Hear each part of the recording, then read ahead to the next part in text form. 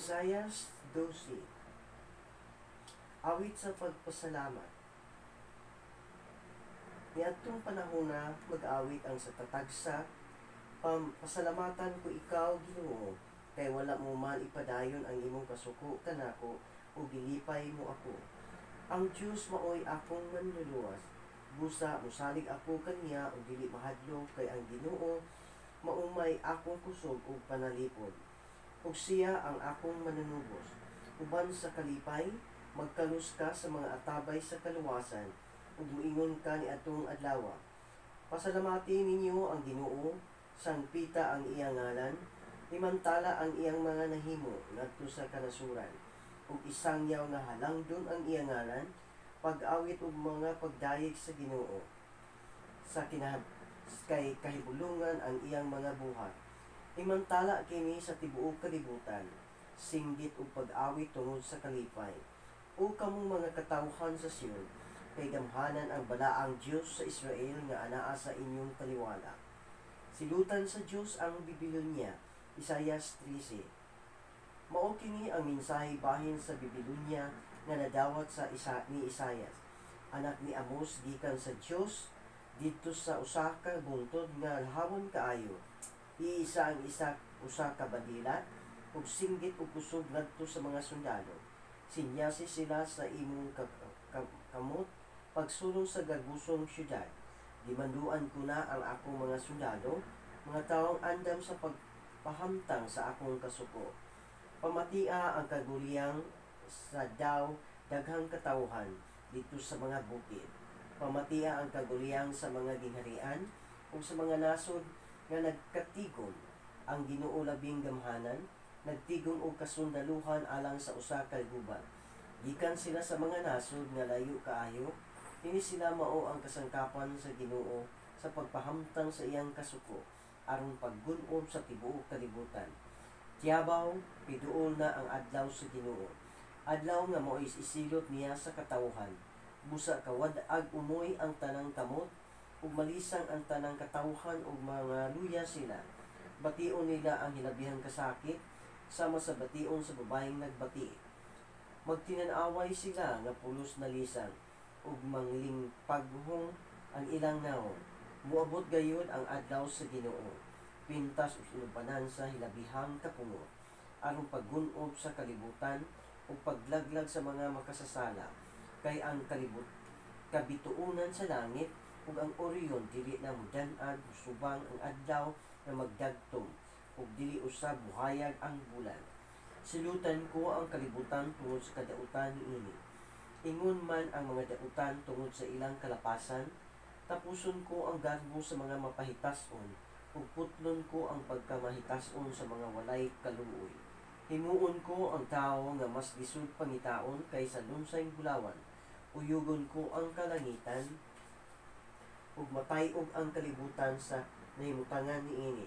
Tungod sa akong kapungot, inigpahamtang ko sa akong tabangis ang mga dangyaw sama sa giayam nga nagsaw o sa mga karniro na walay magbalantay.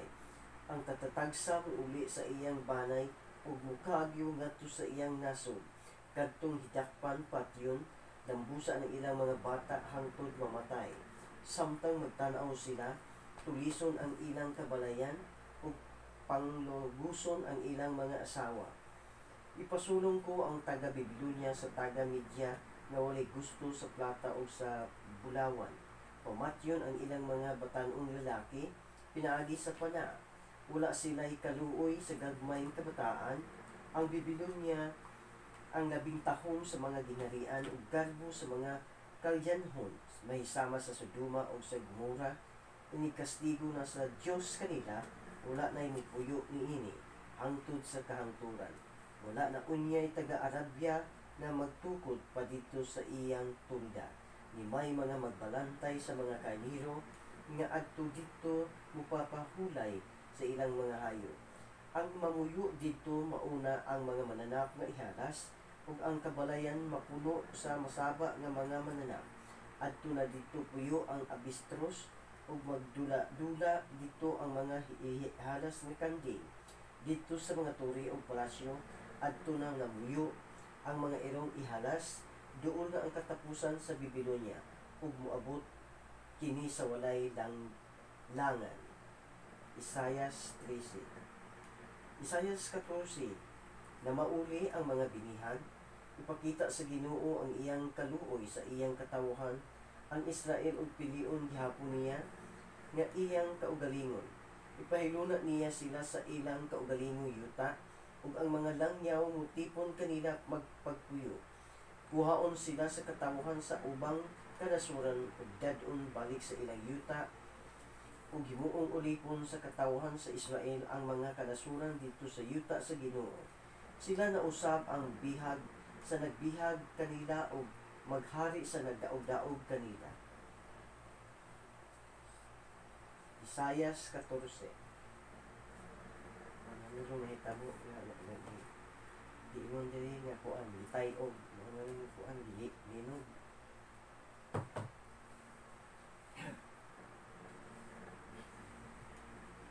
Maluwas kung tumanaw kang Jesus Dito sa Kalbaryo sa krus, ang tanan bahan di sa yuta, pulos ka kawangan matud nila.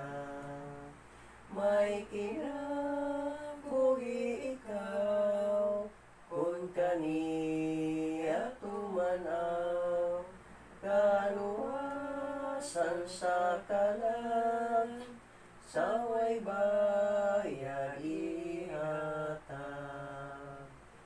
Sa pagyahat ko sa mga mata, hikitan ang manluluwas, matamis ang pahiyom niya, sa tao nagahimong luwas. May kinabuhi ikaw, kung kaniya tumanaw, kaluwasan sa kalan, saway bayad ihatag. Tutukas ko ang krus adlaw tanan, unya ang saad sa ligan, sa pagnulay dili mapukan, kung ang langit kamoy gilauman. May kinabuhi ikaw, kung kaniya tumanaw, kaluwasan sa kalan, saway bayad ihatag.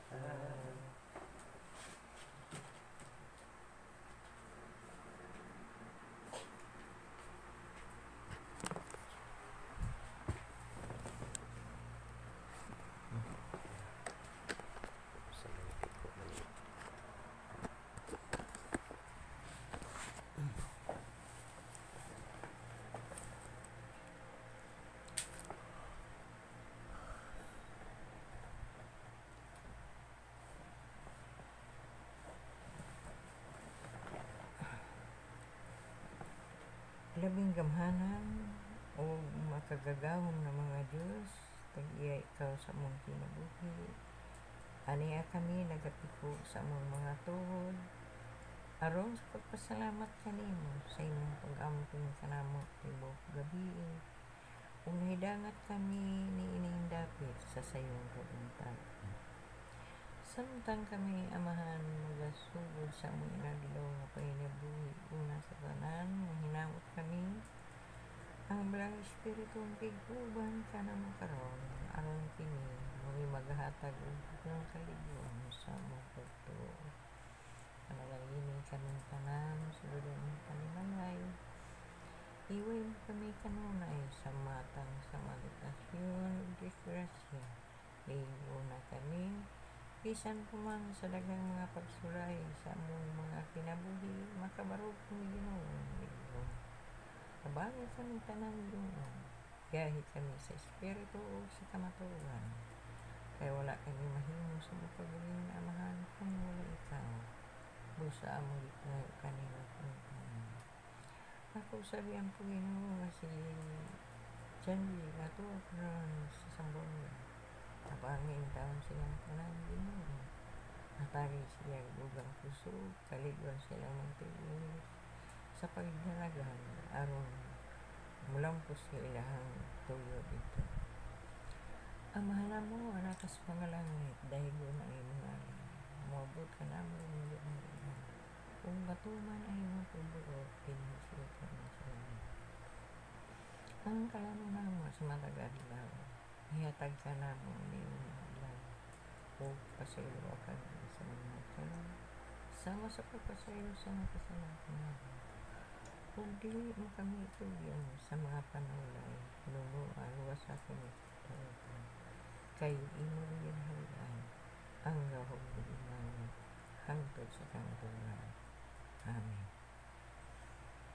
Hear our prayer, O Lord. Hear our prayer, O Lord. Incline thy ears to us and grant us thy peace. Amen. Praise the Lord.